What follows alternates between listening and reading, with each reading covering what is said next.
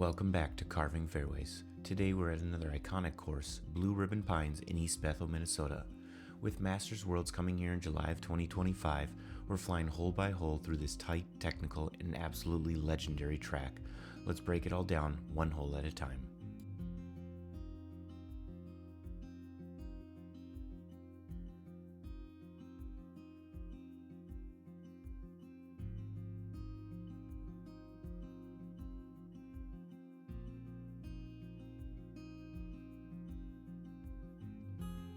We're kicking things off with a 340-foot par 3 on the gold layout.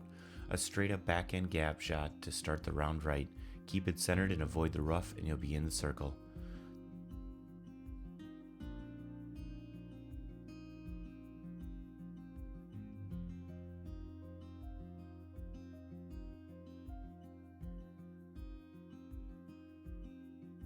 The silver plays shorter at 290 feet and favors a touchy forehand or a turnover backhand to slide up to the pole.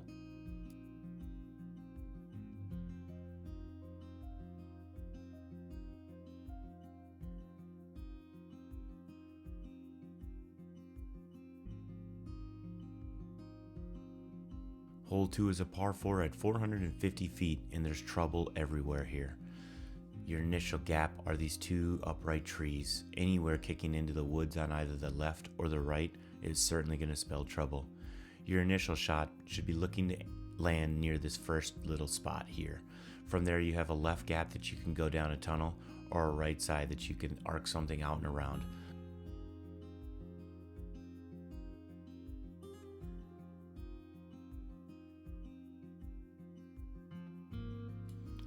Hole 3 is one of BRP's iconic shots, a par 4 at 444 feet that's dead straight.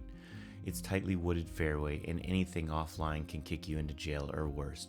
With OB on the left, you want to stay smooth, maybe with some mids right down the middle, put yourself in position. Birdie can certainly be rewarding you with a clean play that's not just about power.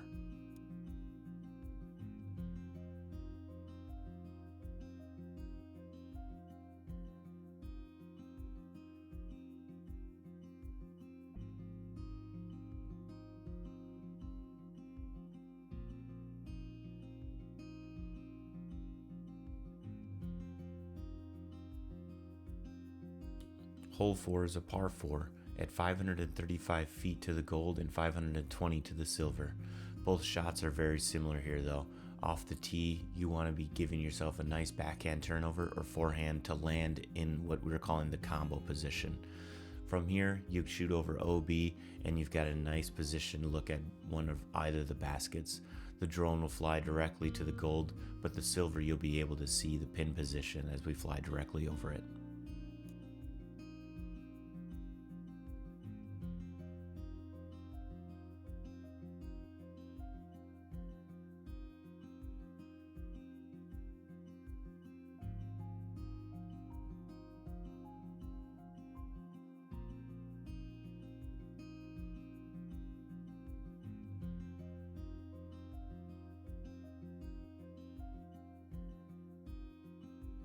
Hole 5 is a par 4 at 620 feet.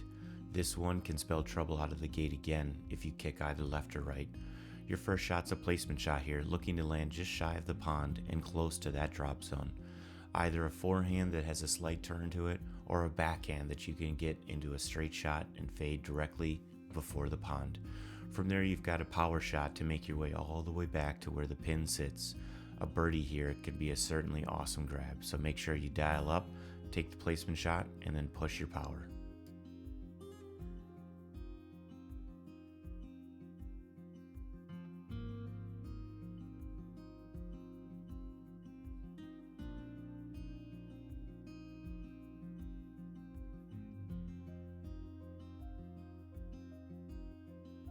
Hole 6 has two layouts here. This first gold is sitting at 372 feet as a par 3. You got a nice commanding shot that you need out of the gate, avoiding this down-hanging tree, and then scooting yourself up to where the basket sits on the top of these little risers.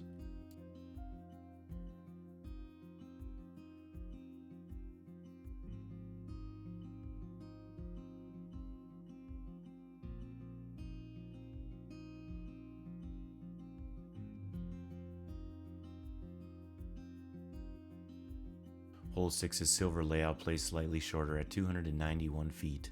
From here, a touchy backhand turnover or a forehand can land you in a much nicer position to attack this one for a birdie.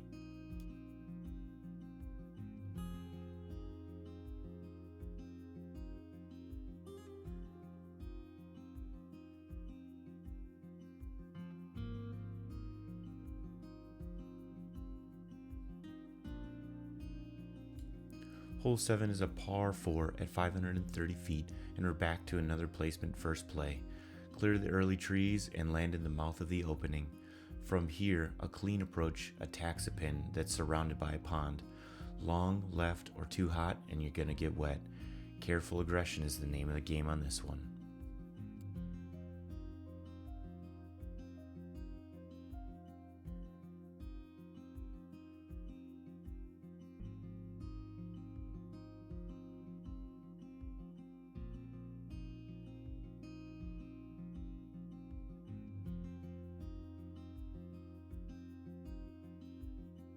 Hole 8 is a 325-foot par 3 that wants a committed line. OB wraps to the right and sneaks from the behind. The basket sits up high, so if you're not striking the landing, you're looking at a tester putt.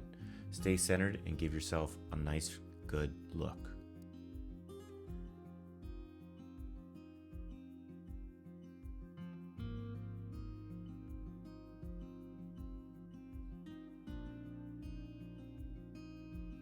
Hole 9 is a par 3 at 250 feet with OB lining your way out of this little tunnel here.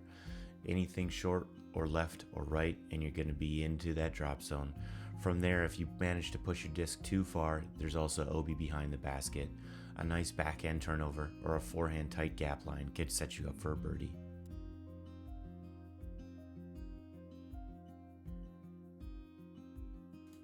Hole 10 is a par 3 at 330 feet for the gold layout.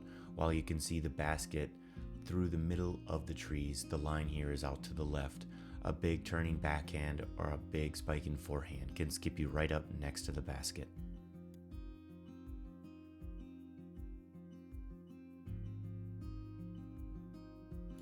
On the silver layout, this par 3 at 296 feet offers a slightly different line. A straight shotting backhand directly on the right side of this can get you to skip up near the basket. Be mindful of all the old OB on both the left and right side along with the back of this one. Certainly a tricky hole.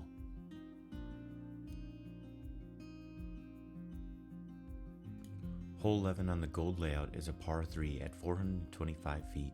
With a Mando out of the gate, you need to have a nice blasting backhand to get over this little crick here. The tree on the right side can certainly gobble up discs, so you want to aim for a nice hyzer that allows your disc to skip into where the basket sits.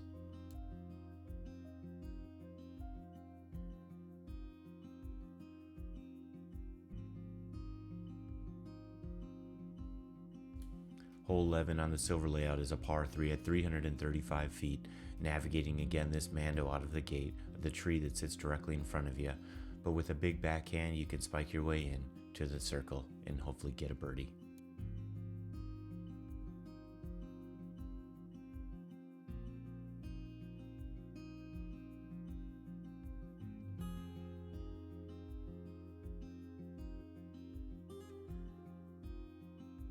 Hole 12 is a combo hole, a par 4 at 450 feet directly through the woods. As you navigate this smattering of trees right out of the gate, you need to set yourself up for a nice placement shot where you can then attack where the pin is going to sit. This is a hanging basket as well, so making sure that you're landing close to get yourself an easy putt.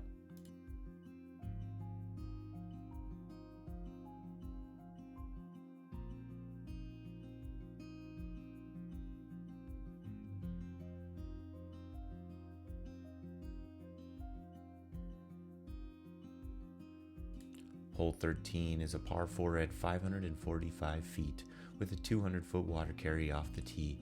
Land safe and you're halfway there. OB lines the left woods and wraps the basket behind, so play smart off the tee, then dial in a soft approach to keep the birdie on the table.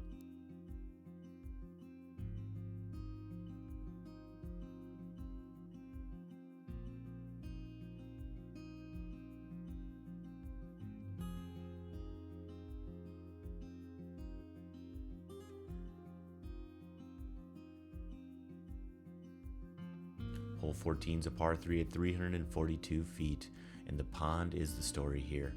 Whether you're trying to tack that basket directly off the tee or you're laying up and then shooting over, commit to your decision and make it rain.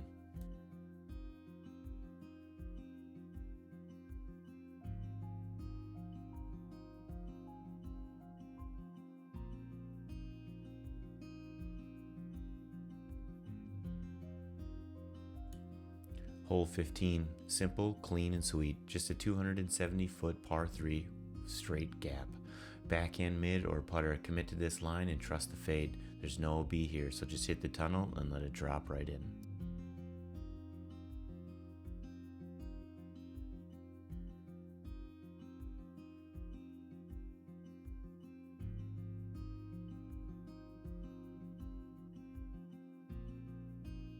Hole 16 on the gold layout's a par 3 at 388 feet. You got a big combo hole here where out of the gap you need to make sure that you're landing directly in this field, lining yourself up to give yourself a putt. A big backhand here or a huge arcing forehand will get you into that space.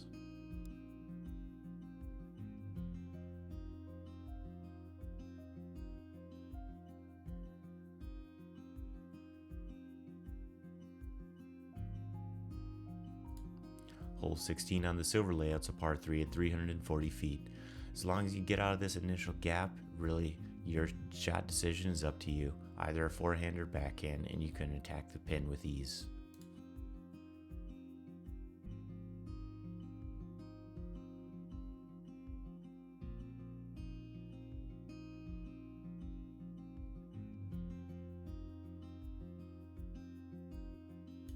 Hole 17 is a par 4 at 397 feet.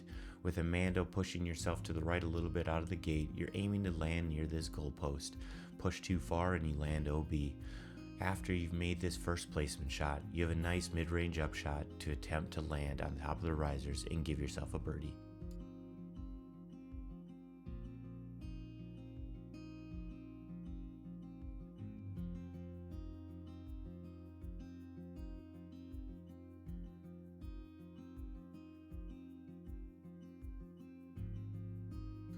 And now we wrap up with a par 3 island shot. At 335 feet, landing on the island is the way you want to play if you're looking for that birdie. If you're short of the island, that's just fine. You can pitch on up and get directly on it. But anything after the crick that's not on the island is OB.